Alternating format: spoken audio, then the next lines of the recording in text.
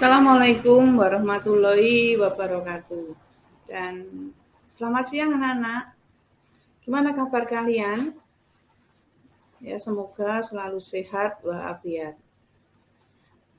Untuk pembelajaran kali ini, kalian akan diperkenalkan dengan pentigraf. Mungkin ada yang sudah pernah tahu ya, apa itu pentigraf?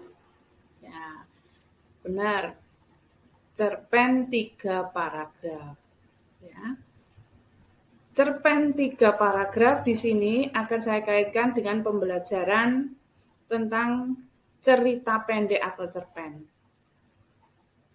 Agar mudah membuat cerpen dan semuanya bisa membuat cerpen dengan mudah, maka saya gunakan pentigraf untuk memudahkan kalian belajar, ya. Kompetensi yang dasar yang akan kita pakai, dulu kita sudah pernah belajar mengenai cerpen. 4.2 mengungkapkan pengalaman dan gagasan dalam bentuk cerpen dengan memperhatikan struktur dan unsur kebahasaan. Itu yang akan kita bahas kali ini. Bagaimana mengungkapkan pengalaman atau gagasan dalam bentuk cerpen. Dulu memang kalian sudah menggunakannya, namun ada beberapa yang masih perlu ditingkatkan dari unsur intrinsiknya. Nah, untuk itu pelajaran kali ini kita bertujuan untuk menentukan struktur pentigraf. 2. Menentukan isi pentigraf. 3. Menentukan unsur kebahasaan dan dari pentigraf. Ya. Jadi cerpen dalam bentuk 3 paragraf. Nah, perhatikan sini. Bagi yang belum pernah belajar tentang pentigraf, pentigraf adalah akronim dari cerpen 3 paragraf atau alinea. Kedua, pentigraf ini digagas dan dikembangkan oleh seorang sastrawan dan akademikus dari UNESA, Dr. Tensu Cahyono. Dan ketiga, pengarang pentigraf disebut juga pentigrafis. Jadi kalau kalian membuat pentigraf, kalian termasuk pentigrafis. Selanjutnya, adapun ciri-ciri pentigraf, panjangnya tulisan adalah 3 paragraf. Kemudian setiap satu paragraf hanya memiliki 1 gagasan pokok. Ketiga, secara teknis, penulisan di komputer 1 paragraf atau 1 kali enter. Keempat, sebagai cerpen, pentigraf memiliki ciri-ciri narasi atau yang lebih kalian kenal dengan unsur-unsur intrinsik. Ini unsur-unsur intrinsik sudah kita bahas sebelumnya, yaitu berkaitan dengan tema atau topik, alur atau konfliknya, kemudian tokoh. Ya, masih ingat ya tokohnya? Tokoh antagonis, protagonis, tritagonis, tokoh utama, dan tokoh pembantu. Ya.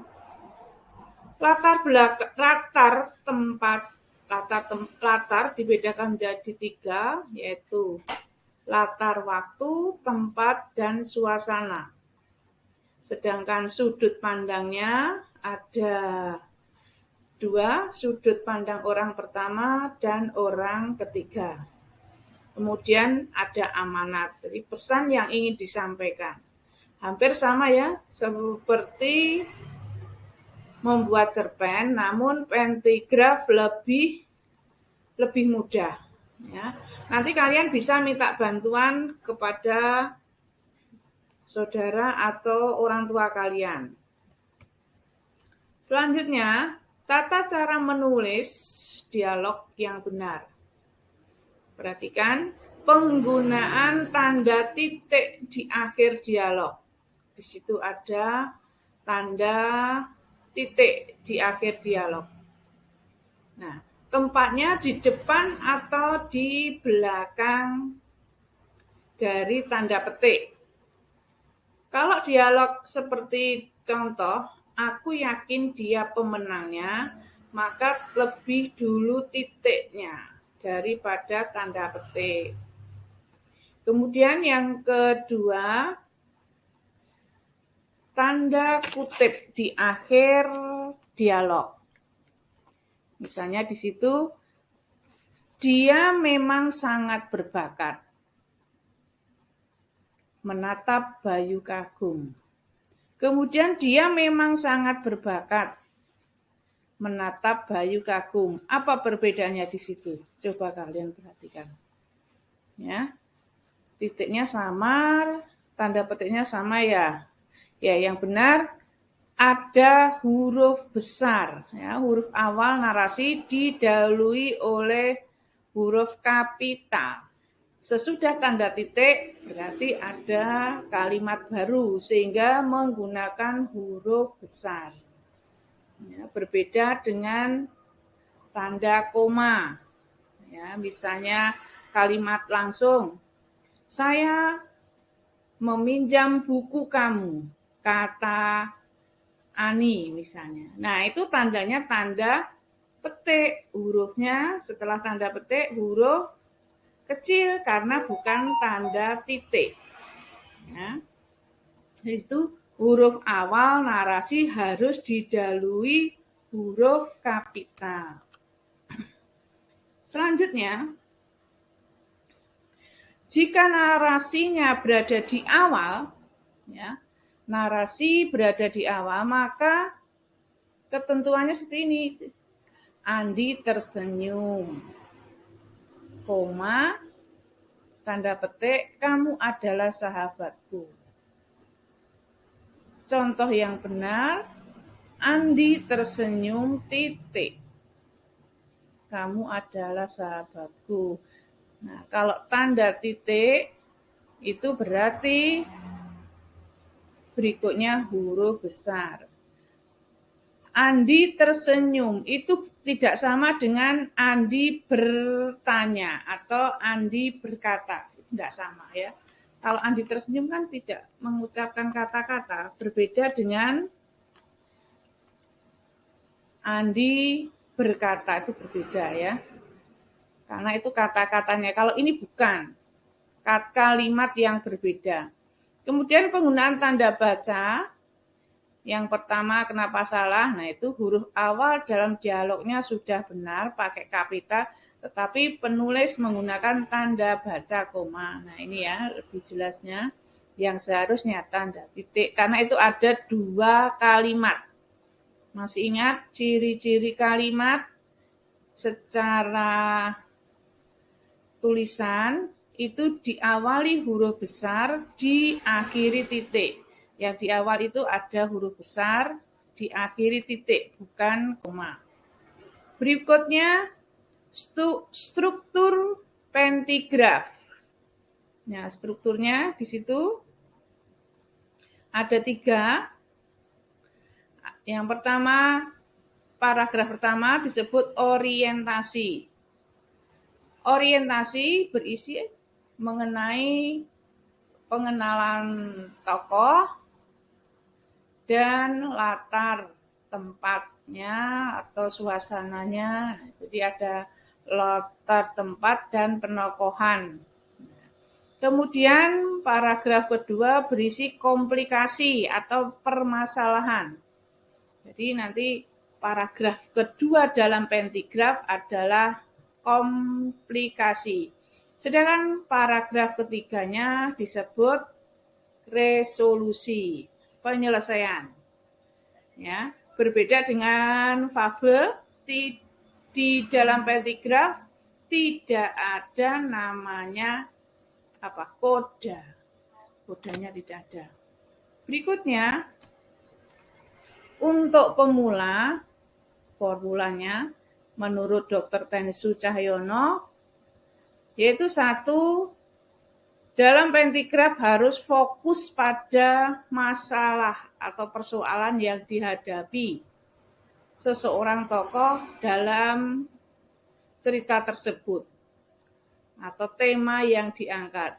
Kedua, elemen narasi yang berupa tokoh, alur, dan latar dihadirkan secara bersama-sama dalam satu jalinan yang utuh. Kemudian tiga, mengurangi dialog. Dialognya sedikit saja. Hanya cukup 2 atau 3 dialog saja. Lakukan mengubah dialog ke dalam teks deskripsi atau narasi. Ya, mendeskripsikan dan teks narasi pernah diajarkan ya di kelas 7. Kemudian keempat, usahakan ada kejutan pada paragraf ketiga atau paragraf akhir. Munculkan hal-hal yang tak terduga dalam menimbulkan surprise atau ketegangan. Atau disebut juga twist atau sesuatu yang di luar ekspektasi pembaca. Jadi di luar dugaan adanya sesuatu, twins, itu yang diharapkan dari pembaca pentigraf, ada kejutannya. Kemudian yang kelima, panjang paragraf hendaknya dalam ukuran yang wajar tergantung pada ketuntasan. Sekitar 250 kata. Ya. Berikutnya, ya, coba perhatikan tebak gambar berikut ini. Di situ ada gambar apa menurut kalian? Nah, benar, itu gambar sayap kupu. Satu ya. Berarti itu kemungkinan adalah gambar kupu-kupu. Apa betul itu gambar kupu-kupu? Coba perhatikan. Oh, ternyata gajah. Nah, ini kan di luar ekspektasi dari pembaca. Saya kira tadi kupu-kupu, ternyata jadinya gajah. Nah, gajahnya mau karnaval ini mungkin ya. Nah, itu. Jadi di luar dugaan. Ya. Berikutnya, gambar apa? Nah, betul, itu ada paruh. Namanya yang binatang ada paruhnya, itu biasanya burung. Apa betul itu gambar burung? Nah, untuk memunculkan twinsnya, nah ini, apa betul itu gambar burung? Perhatikan. Nah, bukan ternyata. Ya, menurut kalian mesti membayangkan burung, ternyata kuda. Nah, ini yang di luar dugaan. Jadi seperti itu pentigraf itu. Ya, ada apa? Kejutannya di luar dugaan. Seperti itu ya. Bisa ya membayangkan? Nah, sekarang kita masuk ke contoh dari pentigraf. Ada contoh pentigraf judulnya Peduli Seorang Sahabat. Saya bacakan ya, kalian sambil memperhatikan, mengingat-ingat bagaimana itu pentigraf. Andi, seorang siswa yang pandai di sekolahnya. Prestasi Andi sebagai juara pertama di kelasnya tentu membuat teman-temannya senang. Teman-temannya banyak belajar kepadanya. Ramah dan setia kawan. Menyebabkan teman-teman Andi suka dan menyenanginya dalam pergaulan.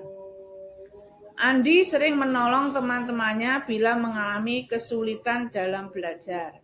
Namun pada saat pandemi COVID-19 ini, prestasi Andi menurun dan dia mengikutinya.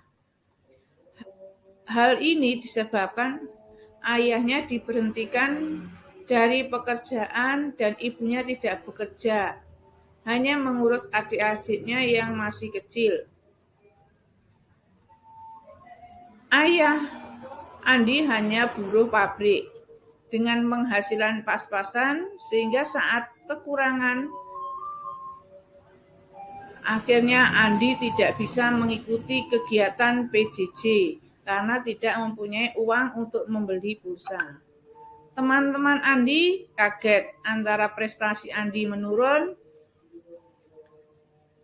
dengan bergotong royong mereka membantu Andi untuk membeli pulsa. Dan akhirnya Andi melaksanakan PJJ dengan baik. Rasa syukur dan terima kasih Andi kepada teman-temannya.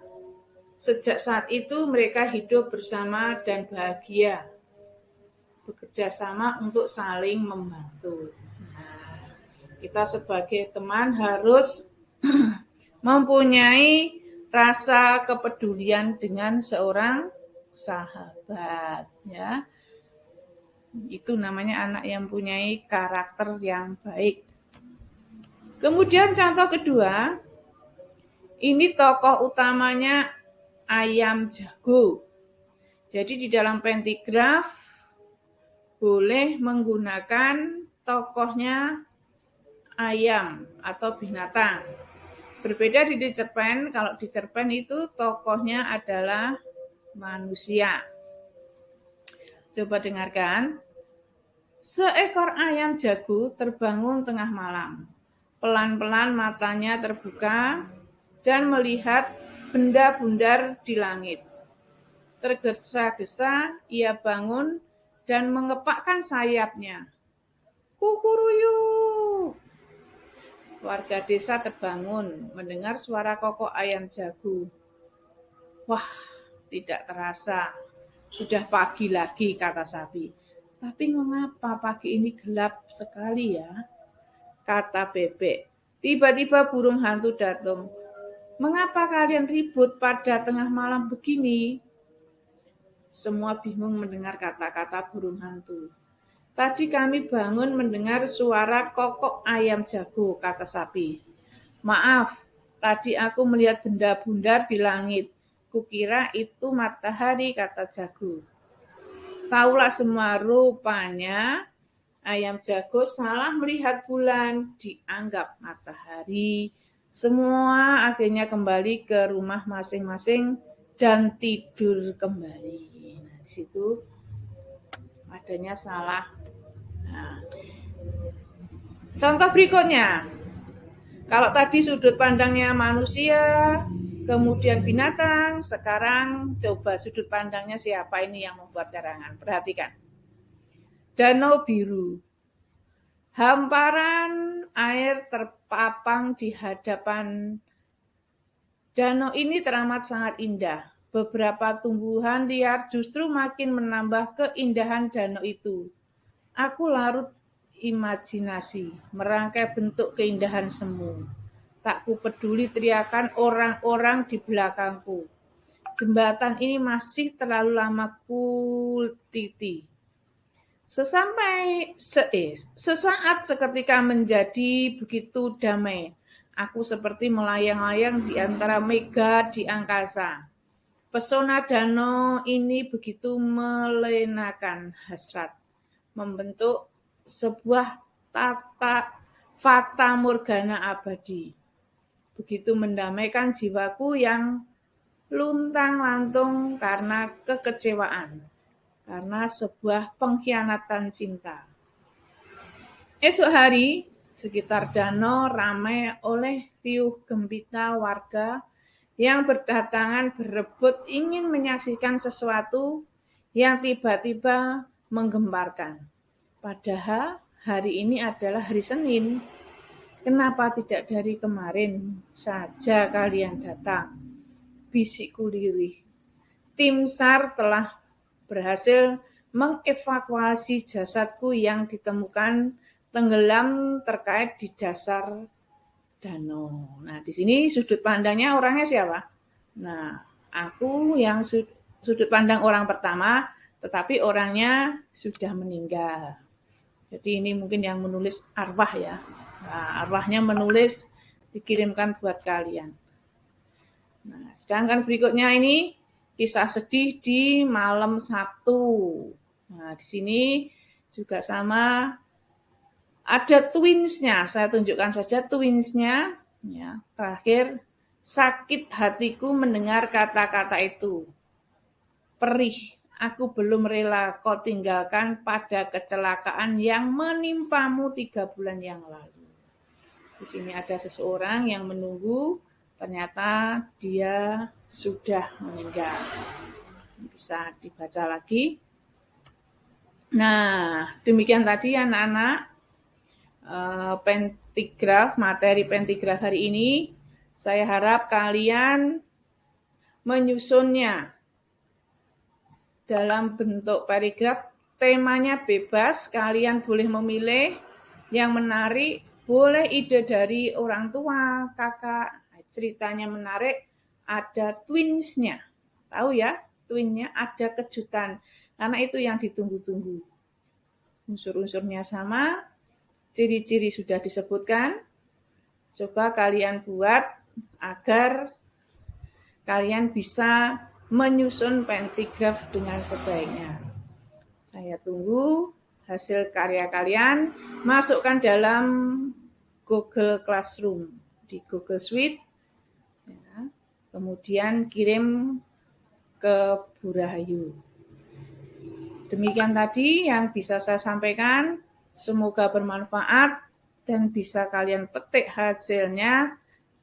Ditunggu untuk perbaikan nilai kalian.